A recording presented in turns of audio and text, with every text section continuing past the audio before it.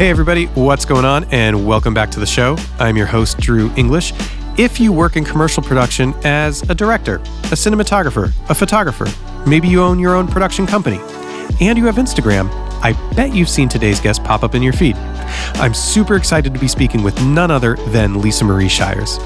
Lisa is a commercial EP and producer turned business coach who now works with creative professionals in the commercial industry to position themselves and find success in an ever-changing landscape.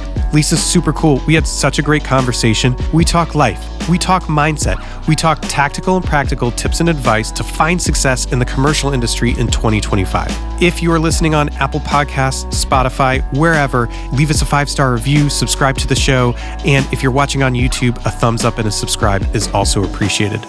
Also, I recently started rolling out an email newsletter. If you go to drewenglish.kit.com, I would love to have you along for the ride and hope to see you there.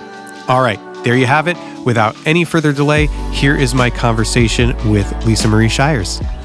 What I find really interesting as I did a little more research on you and listened to some past interviews you've done and things like that is you started as a creative yourself and then you moved into producing. And these are all worlds I'm very, very familiar with because I work as a DP or have primarily for the last decade or so.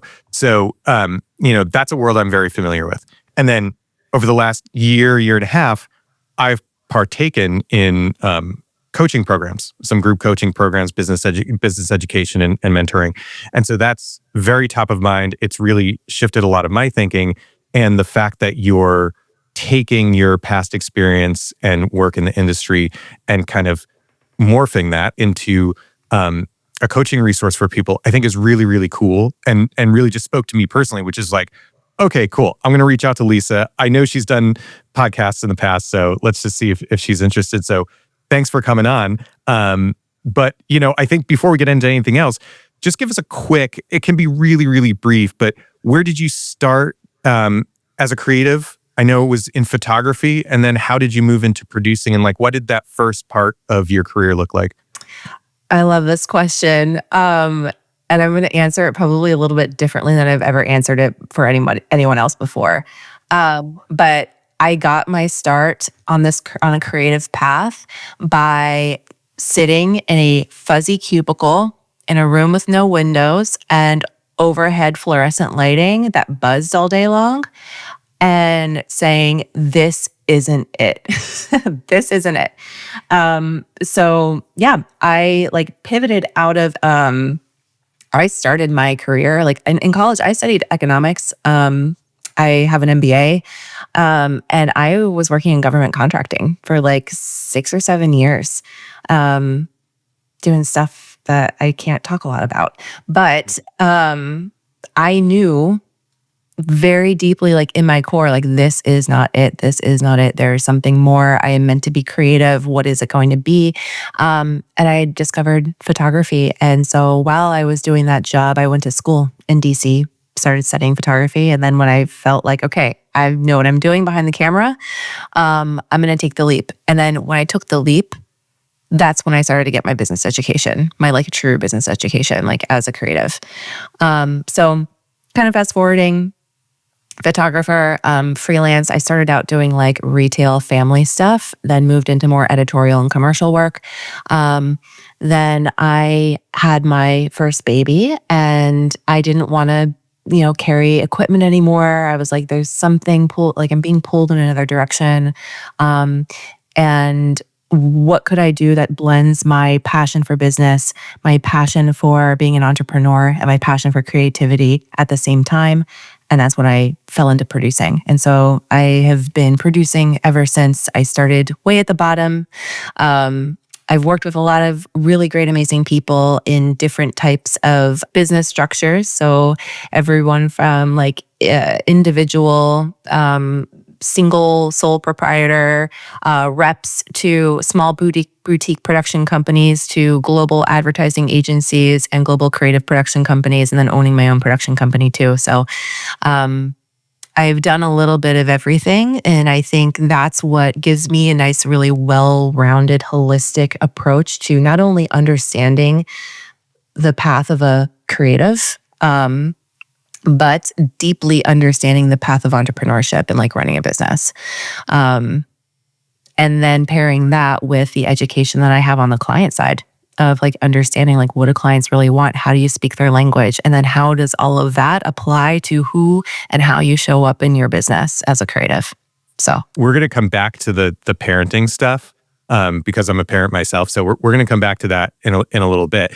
But I really like that answer. And I resonate with a lot of things.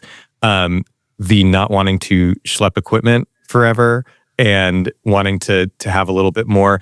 I had not exactly the same experience as you, but I had like a desk job, cubicle job doing tech support right out of college. And I was singing and playing in a band on the side. So I was like getting my creative fix for a while. And it was about 5 years into that, right around the time of Obama's first inauguration, which is the day I got laid off. Fun story.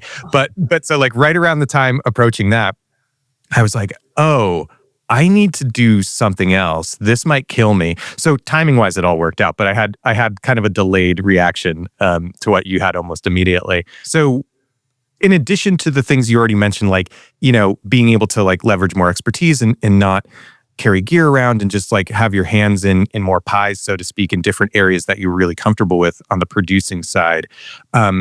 What else, if anything, did producing do for you professionally, personally? Like, what was it about that, other than what you've already told me, that made it such like a great fit? I think what made it a great fit is, well, one, I still got the creative fix that I needed, because there are points where I would act as like a creative producer too, and it wasn't just like logistics and money. There's an adrenaline to the job that can be very addicting. Totally. It could be very addicting in a way that's destructive, or it could be addicting in a way that is constructive and can like help you or help the people that you're working with like propel forward. And I think learning how to navigate that line was also addicting for me, like in a really like good way. I think, you know, with anything that you do creatively, it could be very easy to get distracted. It could be very easy to spiral. It could be very easy to let your mind take the wheel instead of like making sure that your mind, your heart, and your intuition are making the decisions in what you do. And I think through producing, I really was able to perfect that. I made a lot of mistakes, but producing offered me the opportunity to go deeper in myself. And it also offered me just like a mirror of like how I show up as a leader, how I, you know, guide productions, how I show up in the client relationship. And I saw some things early in my career that like later it took like some maturing and some experience to, you know, look at that and be like, oh, I don't want to be like that. I don't want to be that person. And so producing offered me all of that. And I can't be more thankful for having found that path and choosing that path.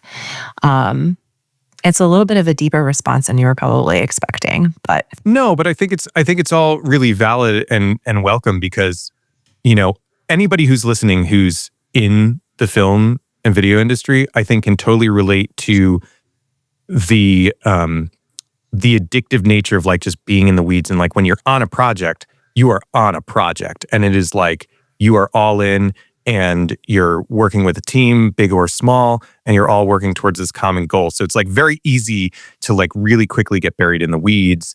And finding that balance is really hard. And I'm not going to like mince words. At a certain tier and a certain section of the industry, it can be really detrimental to personal lives. Like, you know, people want to have kids, they can't have kids. People lose their relationships because, you know, their whole life is work. Like all the negative sides notwithstanding, you know, I think anybody listening who's in film or something similar can relate to that. But also, you know, I think it's totally valid to say, yeah, this was a great way for me to flex like all the different muscles I have and learn a lot in like kind of a trial by fire scenario. Because I mean, honestly, anybody who thinks they're going to succeed and not make a ton of mistakes is shitting themselves. I mean, let's be honest, you know, it's like you have to make mistakes and you have to fail at something to improve. And you just have to have the time in. So I think that's really great. What pulled you away from producing and into coaching? So as I was coming up as a producer, I would be working with associate producers or like even like interns. And I was always the type of person that I was like, come over here. Let me show you what I'm doing. Let me take you under my wing. Let me like mentor you, without actually saying that. Like, it was just naturally how I showed up in the job.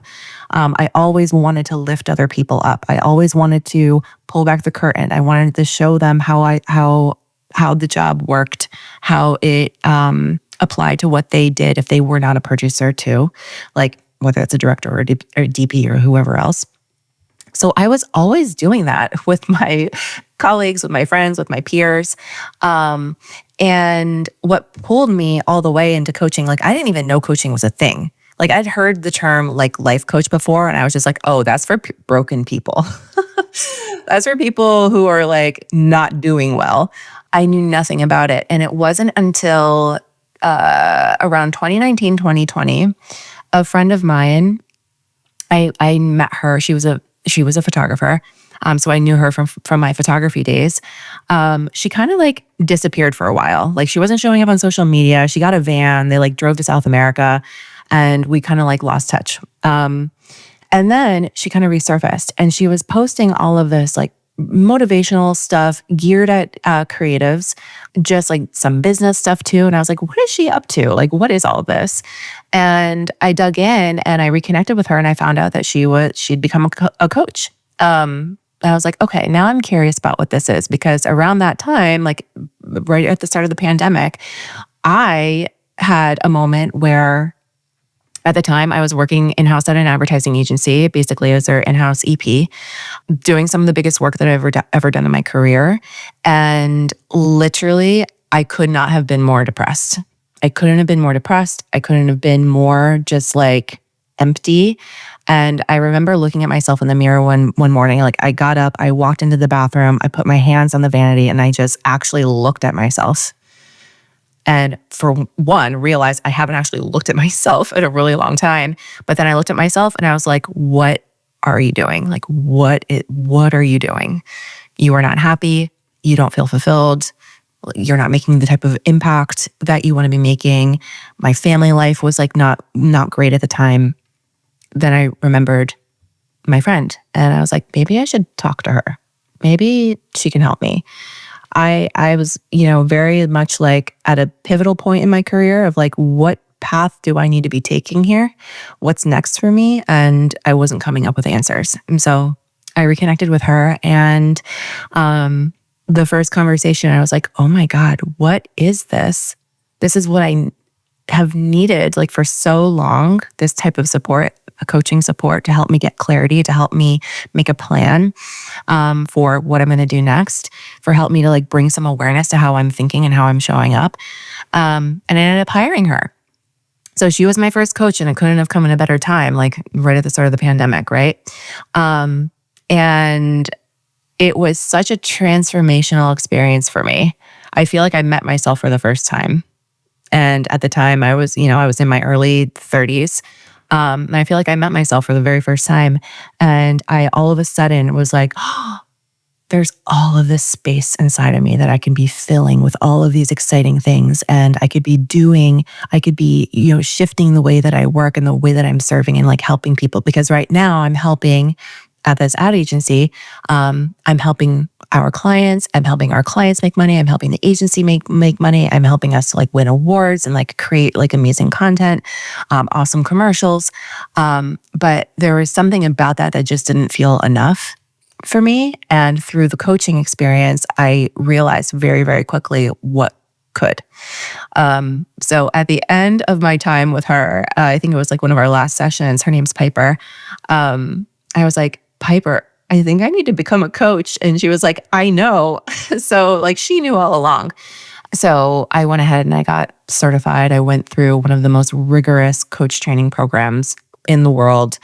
And it has like coaching has completely transformed me, but has actually, I'm going to take that back. It hasn't transformed me. It helped me step into who I really am, and who I was always like meant to be.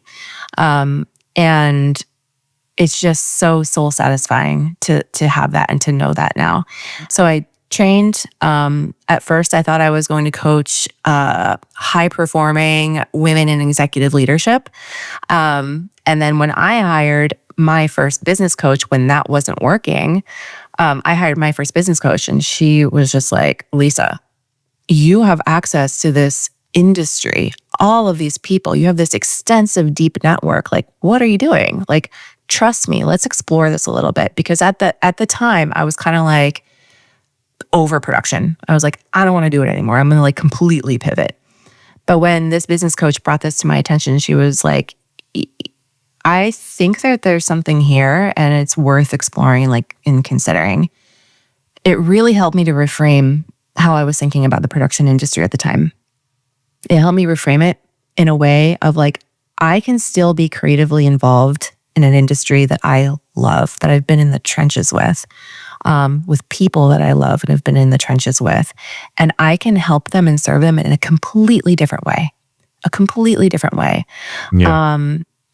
And that's when I decided to jump right back into production, but in a different capacity, and helping people grow their businesses from a place of service versus showing up in a transactional nature, and helping them to step into a level of self-leadership that they haven't had to push themselves into before, to get things moving in their businesses and to help them increase their revenue, to step into their like fullest potential and power as the creative geniuses that they are.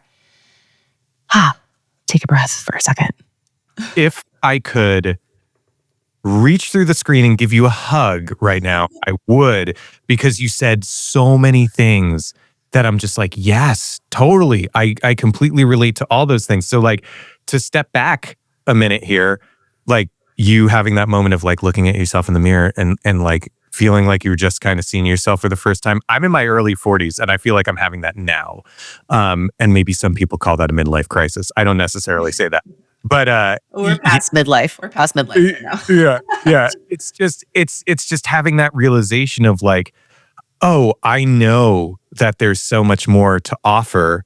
And you're finally starting to pull yourself out of like the head down mentality of like just go, like, hustle, work, like all that stuff. That's pretty prevalent in our world.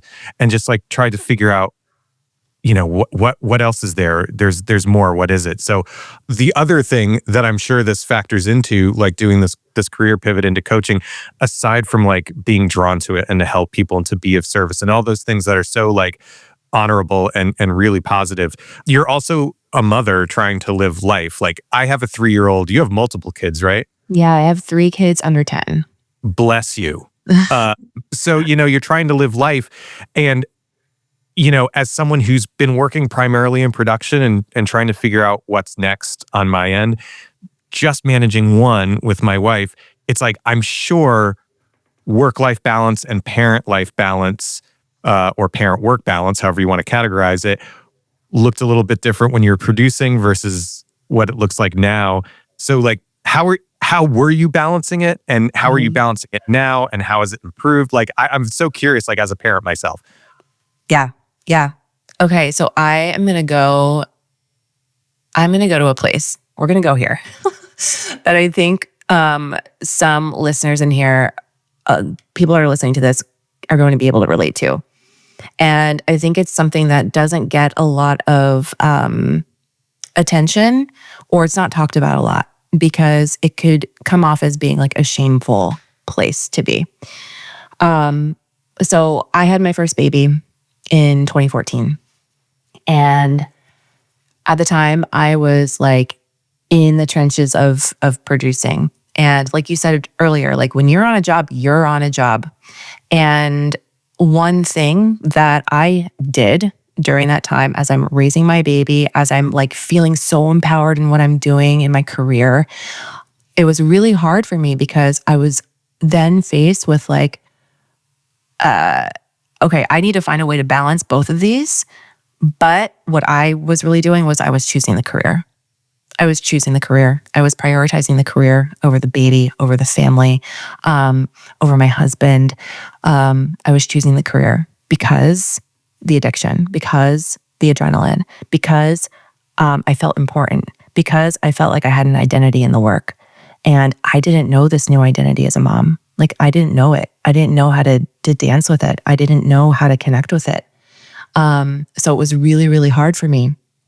I think, though, my husband is my favorite person on this entire earth. He's the strongest, most secure, man I've ever met.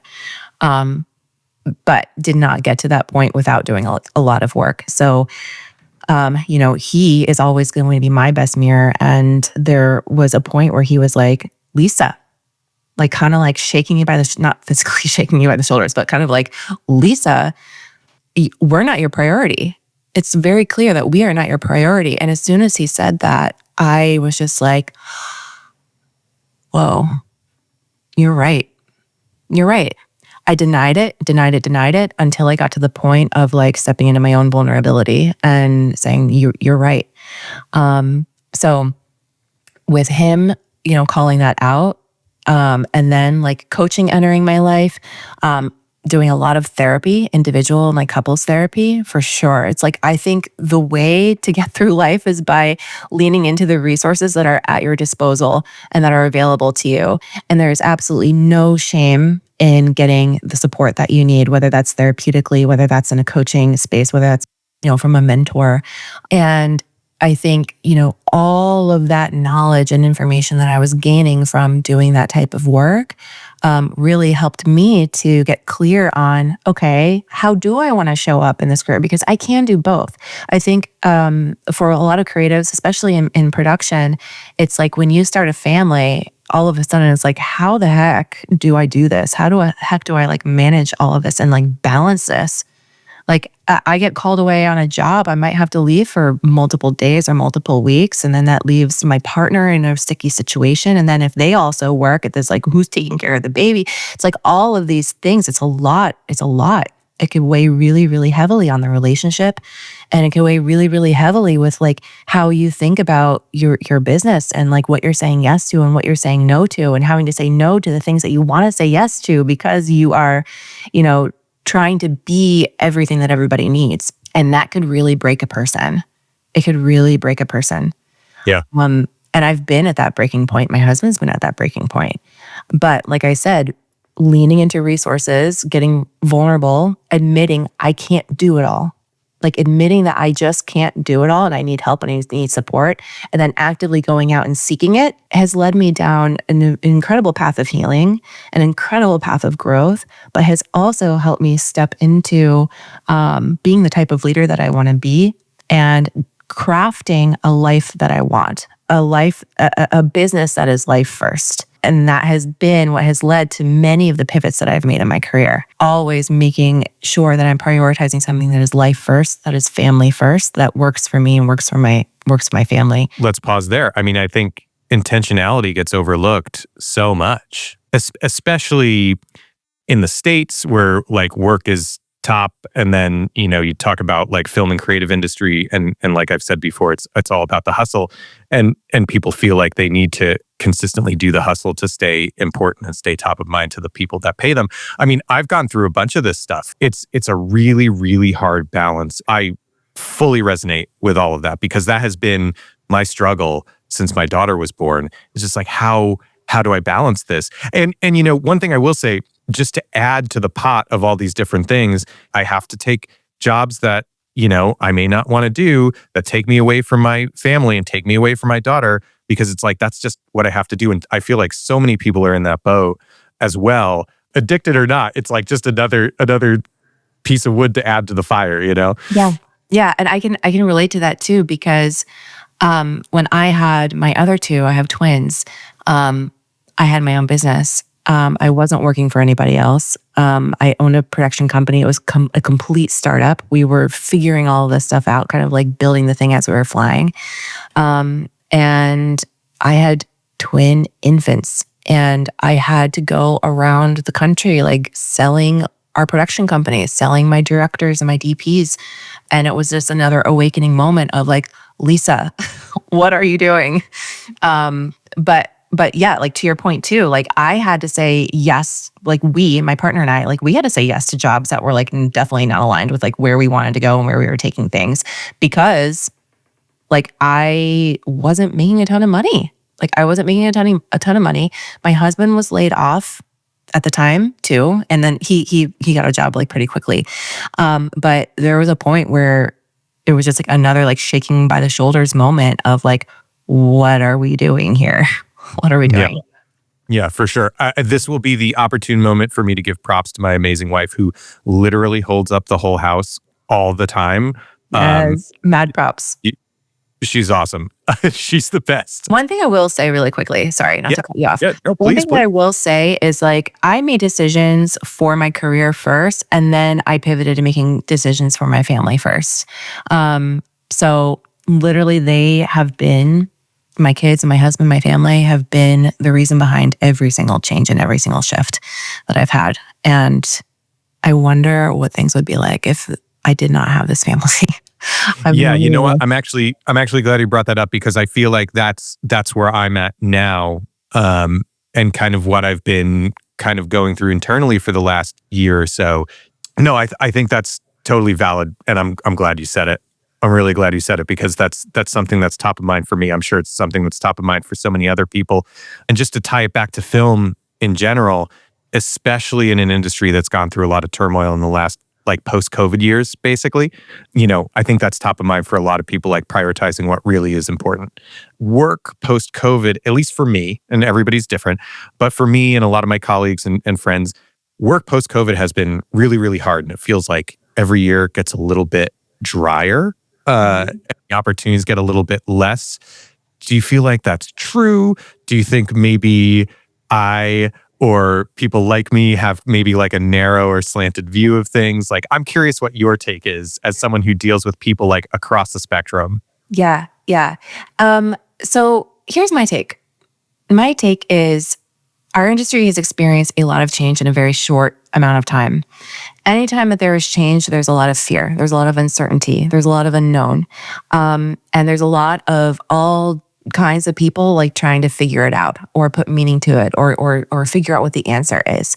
And what I have observed over the last few years in the different roles and capacities that I've worked at in this industry is that because of the different shakeups that we've had, buyer behavior has changed, consumer behavior has changed in general. And in the commercial world, that means advertising has to adapt to those changes in behavior. And so it's kind of been like this trickle down effect that has like a delay or like a lag time to it. It was of like, okay, I'm going to spend my money differently and I'm going to consume things differently. And now the people that are going to advertise all the things that I want have to then adapt and adjust to me and what I need and what I want, which is different now. And then the agencies have to get their clients on board to realizing that and understanding that. So it's like this, like, it's like, like this whole like breadcrumb effect. Like you're following these breadcrumbs all the way down to the people that actually like make the commercials, the filmmakers, the filmmakers or the photographers or whoever. So, I feel like where we are at now, we went from, I will say, as soon as I entered this industry back in 2008, it has always been the story that there's not enough money, there's not enough budget. That's always the case.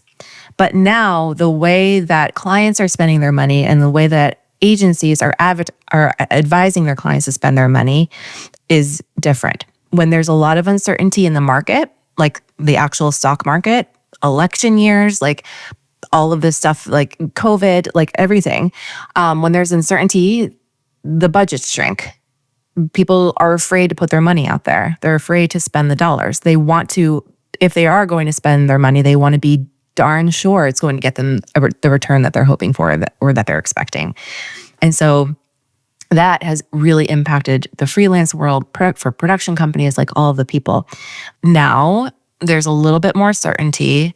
Things have stabilized. The market and the economy have stabilized from where it was.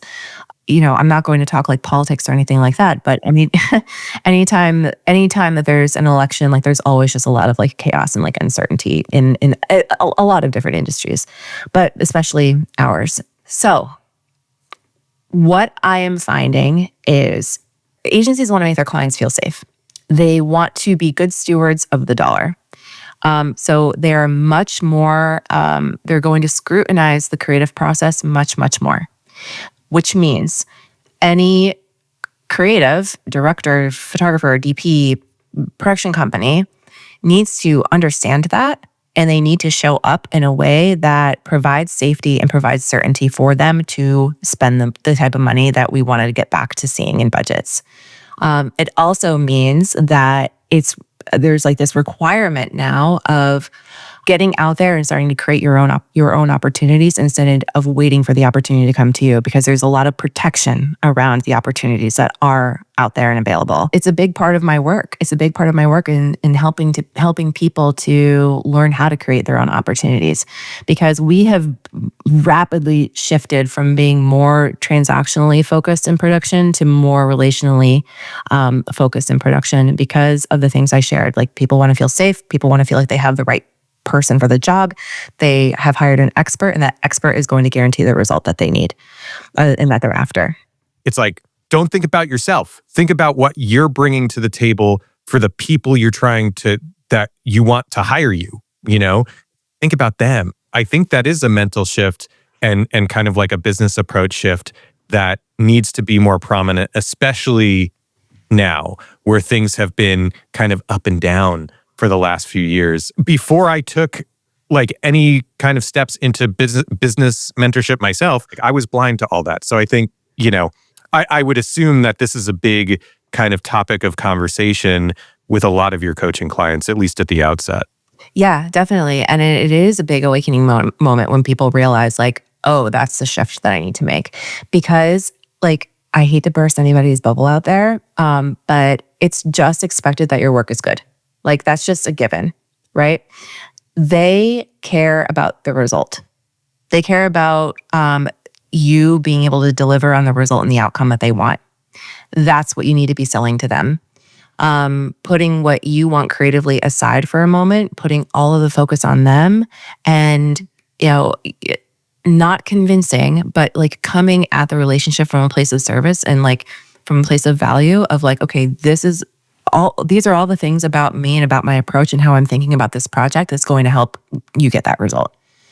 When you are able to do that very fluidly, very organically, and from a place that's not like ego-driven or like, diva-driven, that's when you're going to see yourself win awards. That's when you're going to see more invitations to come in to bid on projects. You're selling the result. You're not selling the portfolio. Yeah, and I think it's hard just in general, even if somebody's not like an egotistical person by default, I think separating like ego as a concept in a creative field where you are constantly having to like go to bat for yourself and prove your worth or like hype yourself up more than you think you do, like all the things that people think they need to do, it's kind of like by association there is a little bit of like an ego factor that goes into it, which is really hard to separate. Mm-hmm. I think for a lot of people, this is the first time we're actually chatting, but one thing I like from what I've seen, just been able to take in from what you do with your coaching, is you kind of meet people where they are and like in their career, and then tweak a direction or a path for them based on that. Other programs in this industry feel like a little more cookie cutter, where it's like, oh, you want to be making 10 grand a month or 20 grand a month in your business. So here's how you do it. Make a video business and go find these corporate clients, and this is how you do that, and this is how you market yourself, and blah blah blah blah blah. Like there's a formula for it. And it's no slight, right? Because I'm sure a lot of that works. Like there are people like making legit money. Here's my problem with it, just for me. And this is why I think I vibe with what you're doing. What if I don't want to do that? It's like, I want to be like, what if I want to go, shoot for HBO? Or what if I want to, like I have my own production company that's like my business entity? What if I want to get it to a point where I can develop my own creative projects and creative projects for other people? Like, what if I want to do that and I don't want to fit in the cookie cutter mold? What's your approach, and how is it different than like having like a cookie cutter, like we're just going to slot everybody into this program, and the people that make it great and the people that churn out, okay, no big deal. We'll just keep our funnel going and get more people in. Yeah. So that model certainly works. Like if you are like, I am in corporate videography, like that model will work. Like you can make, forecasted consistent like monthly revenue doing that. Buy the templates, do the steps, whatever. I'm catering to a different audience. I'm catering to the people that are asking the questions that you're asking, but also the people that have been playing in commercial production for at least 5 to 10 plus years, right? So that's where strategy comes in. Why I'm different is not only because of the type of experience that I bring to the table, having been the client, having been the creator, the agency side, production company side, like all that stuff. I'm bringing all of those insights to the table, but I have also just accepted the fact that if you are in commercial production today and you want to stand out, you need to start acting like it. Like you need to start embodying and becoming what you say you want to be and you dream to be. You need to actually just decide that you are already that person. Decide that you're that person already. And then with that, personal development, it's going to play into your professional development and how you grow your production company. And then that's where the strategy comes into play. So first, it's just okay, we need to figure out how we're going to position you here. Because if I hear one more person telling me that what they do is help elevate your storytelling in a way that makes an impact, I'm gonna puke. No shade, literally no shade. I say that because many people, many of my clients don't have the language to use yet to differentiate themselves. So we first solve for that. So we need to solve for how, what's the language that you need to be speaking? How do you need to be articulating who you are, who you help, what you help them do? And do it in a way that doesn't sound like anybody else. Because no one does the job like you do it. It's just scientifically impossible. It's scientifically impossible. And that's the whole thing, as I've learned, and I'm sure you will agree, it's when you talk about value as it pertains to you as an individual, it's it's exactly you as an individual that is the value. It's you are the value. It's just teasing out, well, what is the thing that you do better or more uniquely or in your own way that nobody else can do? Yeah, exactly. And so, this just popped in my head. So what would you say to somebody, because I think this is really good advice. I'm going to take it as personal advice and then hopefully somebody else gets something out of it. But it's what would you say to somebody who does a lot of different things? My own self as an example. I've been a commercial DP for 10 years. I also have a production company that has looked like a few different things in the past, and I'm currently trying to tweak it a little bit. I have a podcast studio that I'm sitting in right now that gets traffic, and I do a lot of work with that. And that seems to be increasing more because podcasting is kind of an interesting meld of skill sets and something that people want a lot of. It's there's a lot of scattered things all over the map. I am not the only one like this. There are lots of people that are very good at lots of different things. And it's what would you say to somebody who's having a little bit of that creative identity crisis, who really needs to kind of hone down and get to that next level and really start building momentum and revenue and all that stuff? Well, the first thing that I'll say is there's absolutely nothing wrong with being multi-passionate. It's just a great illustration that you're alive and that you are passionate, right? Sure I am. So let's just start there. But everything that you're describing, how I'm translating that in my strategic brain is, you're a DP, you have the podcast, you have a production company. These are all just different offers. And not every offer is right for the same target audience. So number one, before I go down that path, getting clarity around what is your zone of genius. There's a great book by a guy named Gay Henricks called The Big Leap that talks about your zone of genius, your zone of competence, your zone of incompetence, which is basically okay, your zone of genius is you love doing the work. You could do it for 18 hours a day, 7 days a week, and never feel tired or never feel burnt out. You love it. You're good at it. zone of incompetence is like you're not good at it and you don't like doing it, but you're still doing it. And the zone of competence is like you can do it, but you don't love doing it. So I would first get like clarity around that for all of the things. Like what are the offers that you have? Like what buckets are they falling into?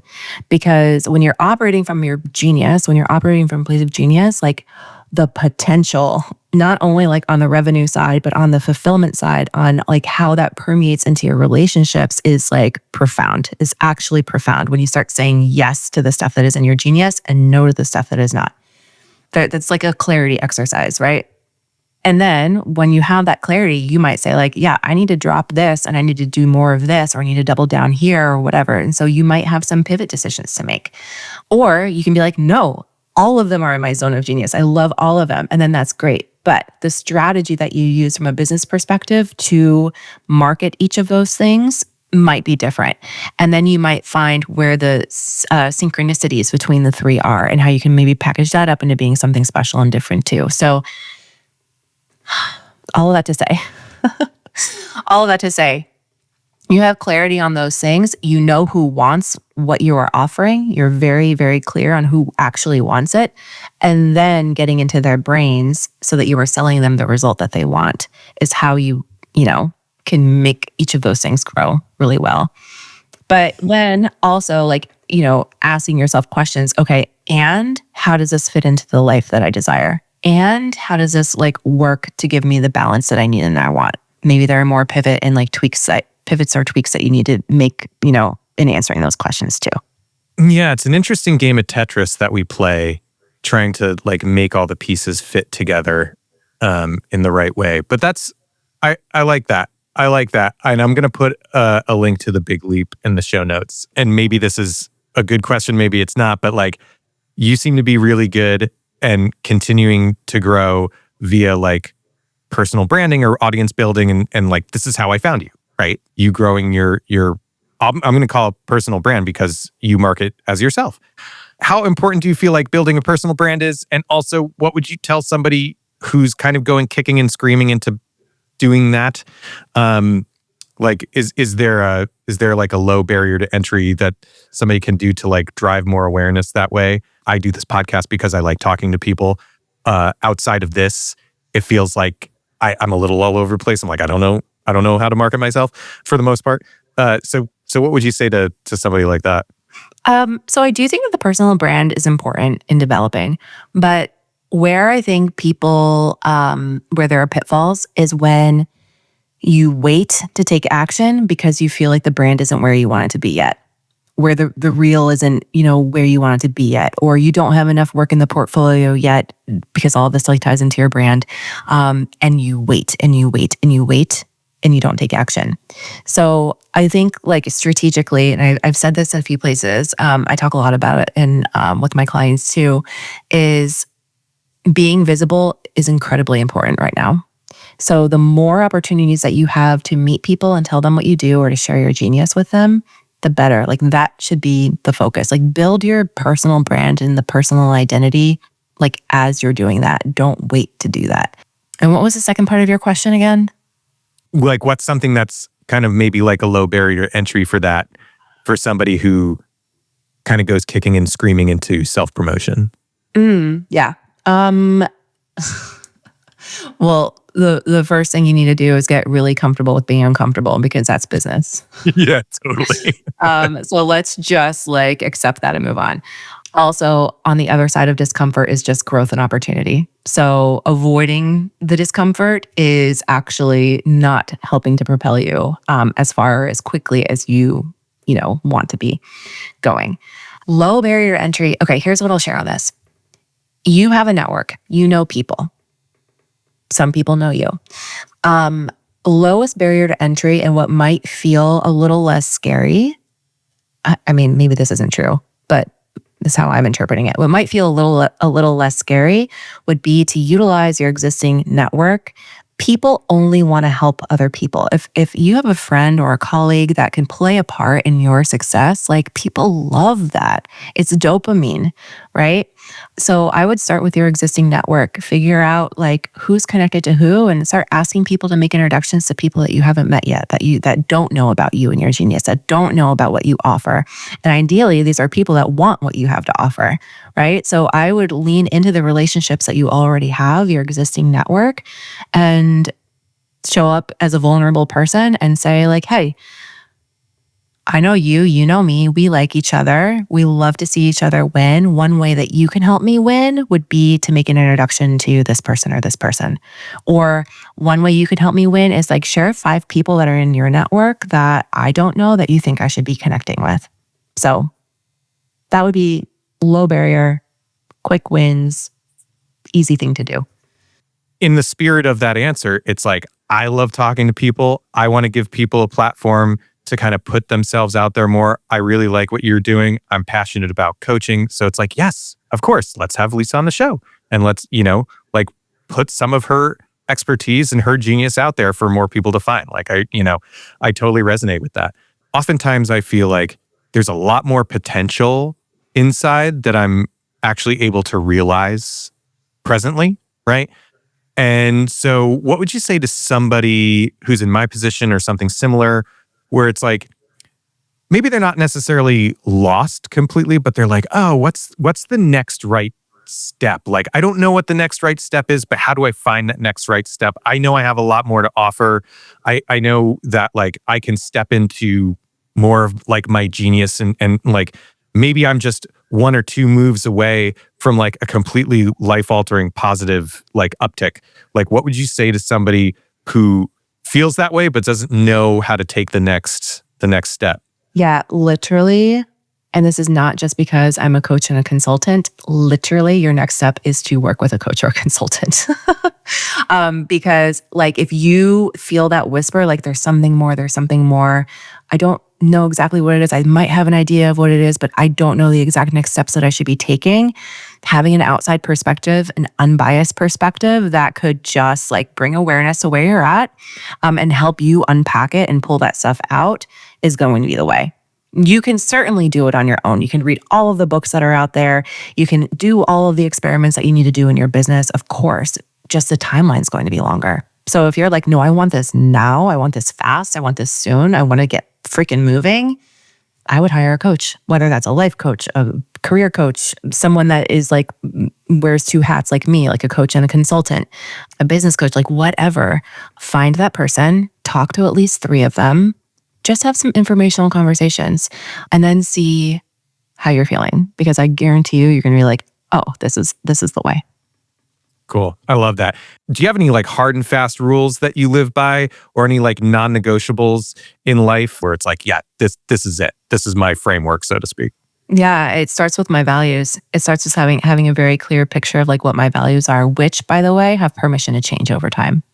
So where I started, a few years ago, like what I value today looks different than how it used to look. So when I am making any decision, whether that's in my business or in my life, I'm pointing back to my values. Does this align with what I value? If the answer is yes, great. It's a yes. We move forward. If it's a no, we pause, we reflect, we think things through a little bit longer. If it's something that you think is a yes and then turns out to be something that actually does conflict or cause tension with something that you value, that's when you're going to feel tension. That's when you're going to feel frustration. That's where you're going to, be doing things that lead to burnout, all that kind of stuff. So I'm always checking in with my set of core values. Yeah, I mean, it sounds a little cliche, but there is something to be said about trusting your gut. And I didn't listen to that little pit in my stomach for many, many years. And now the more I listen to it, the more I wind up making the right decisions for me. But I hear you. Like, we're humans, we're allowed to evolve. Like those values and that structure can change over time for sure. This has been an awesome conversation. I really like this a lot. Thank you for coming on and talking to me for an hour at this point. What's next for you in the coaching business? Anything new coming up? And also, where can people find you to learn more about you and what you have to offer? Well, where you can find me, the best place to find me is going to be on Instagram. My handle is at Lisamarie Shires, or you can go to my website, which is lisamarieshires.com. There is a program that I'm working on developing. It's called The Unforgettable Filmmaker. This is a program that is rooted in confidence and leadership. I kind of teased it out there a little bit about a month or two ago, and a lot of people resonated with that. It was like, this is the first step. Like, let's get you rock solid in your confidence and in your leadership so that you are unwavering, because when you are not, you transfer all of that to your potential clients, and then you don't get hired. So we start there. So like, that's a program that's in development. I'm also just really, really jazzed and excited about the group program that I'm running right now. I just expanded it from a 3-month container to a 6-month container. There are 2 different tiers and levels of engagement. And it's so fun for me personally, because I get to go so deep into so many different businesses. And it's just a lot of fun, and people get really amazing results. So that's what I'll share. I will be sure to link to all that stuff in the show notes, but please definitely go check out Lisa and what she has to offer. Thanks again so much. This has been awesome. You're so welcome. Thank you for having me. All right, everybody, there you have it. That was my interview with Lisamarie Shires. I hope you enjoyed it as much as I did. Thank you so much for being here. Again, wherever you're listening, give us a 5-star rating or subscribe to the show. If you're over on YouTube, a thumbs up or a comment also goes a long way. Again, if you're interested in the newsletter, drewenglish.kit.com. Come on over, subscribe, and that's about it. Until next time, I'll see you later.